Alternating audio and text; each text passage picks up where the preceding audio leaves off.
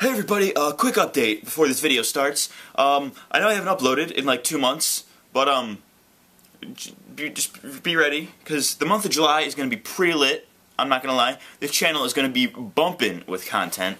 I'm going to go kill myself because I just said that. But until then, here's some filler content during E3, before my whole E3 recap that's going to come out after E3. So here's some filler content.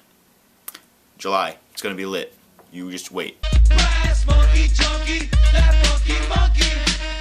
So the recent Pokemon Direct got everybody in a tizzy about Generation 4 remakes or a main series game on the Switch, but instead they announced Pokken Tournament for the Switch and Ultra Sun and Ultra Moon on the 3DS, which got everybody all salty. I've talked about the insane expectations in the gaming industry, and this is a prime example of fans getting mad about a company not announcing the exact thing that they wanted. It's way too soon for Generation 4 remakes, and I'm sorry if this sounds harsh, but if you believe that they were going to announce it, you're crazy. I'm saying this as somebody who got into Pokemon with Generation 4. You are objectively wrong if you think that they will do this within the next 2 years, and I have the math to prove it.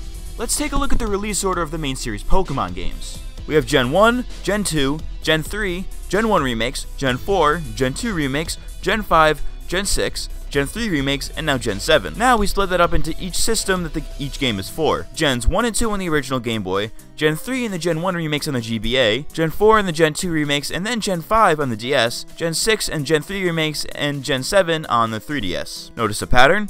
Well, if you did, I'm going to point it out anyways. Every time they move to a new system, a new generation is remade. Let me repeat that.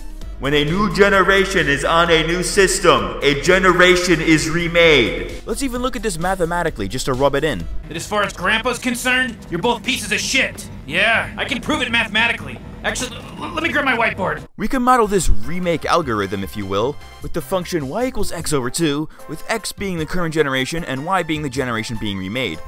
Excluding generations 1, 2, 5, and 7, because no games have been remade to coincide with their release, we can see that generations 3, 4, and 6, the generations that debut on what was then a new console, have y values that correspond to the generations that were remade. For example, when x equals 3, y equals 1.5. Obviously, there wasn't a generation 1.5, but we could round that down to 1 just for the sake of argument. Looking at Generation 4, the first Pokemon games on the DS, we can see that when x equals 4, y equals 2, meaning that Generation 2 was remade, which would you look at that, it was. When x equals 6, y equals 3, meaning Gen 3 remakes. While this model doesn't work perfectly, it's safe to assume that when Generation 4 is to be remade, it will be during Generation 8 due to basic algebra. But what about Generation 8, you ask? Well, that's a whole new pattern to look at. Here are the DS and 3DS era Pokemon games. As you can see, each system has a debut generation, followed by remakes, followed by a new generation, and then some kind of sequel to the new generation. With Ultra Sun and Ultra Moon being the 3DS era sequel games, it's safe to assume that the next Pokemon games will be Generation 8 and on the Nintendo Switch. After that will likely be the Generation 4 remakes. So there's your answer to where those precious remakes are. Can we stop this speculation, because I basically just mapped out the entire thing. Anyways, I'll see you next time. Thanks for watching.